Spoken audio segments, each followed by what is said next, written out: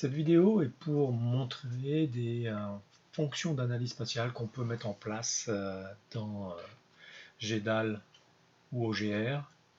On va partir de ce qu'on avait fait précédemment.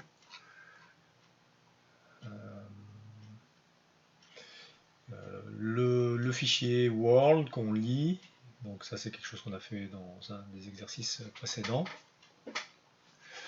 On va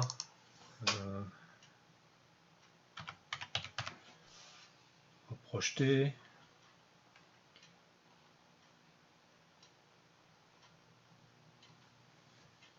Donc, ce qu'on faisait auparavant,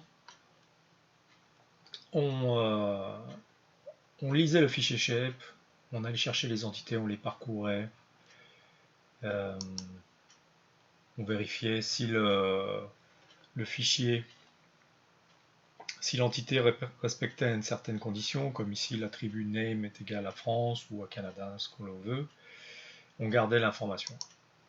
Maintenant, moi j'aimerais faire une requête, faire un test.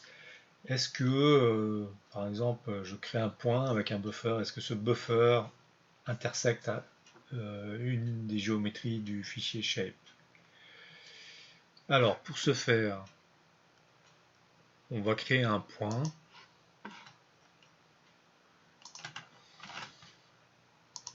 Donc, on va créer un point en lat longue, par exemple, un point qui est au Canada. On va créer le point.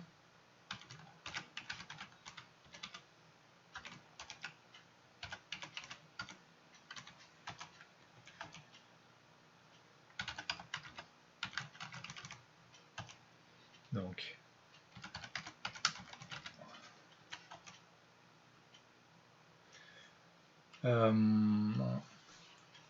comme on a reprojeté les géométries du shape en Mercator, on va le faire le même pour le point. On va utiliser le même principe. On reprojette. On va créer un buffer sur le point. Donc on va faire point. Pour un buffer, on crée buffer. Et on met une distance du buffer en mètres. Mettons 100 000 mètres, donc 100 km. Nous, ce qu'on va regarder, c'est est-ce que le buffer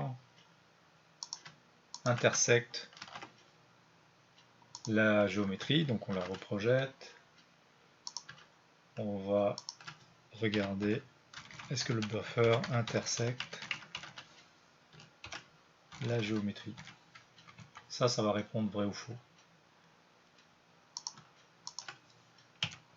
Si c'est vrai,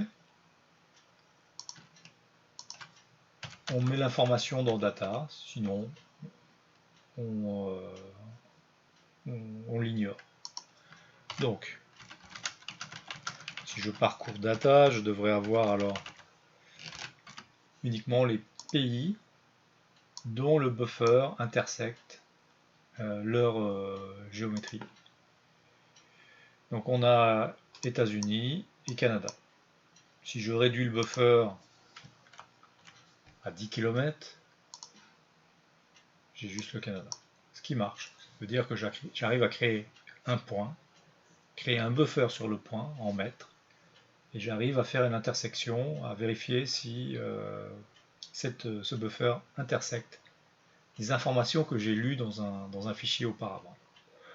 Donc avec OGR et GDAL, on est capable d'aller faire les mêmes analyses, les mêmes fonctions d'analyse que ce qu'on pourrait faire avec PostGIS par exemple. Donc on peut, sans avoir besoin d'un outil de géomatique, réaliser un petit script qui fait une certaine analyse.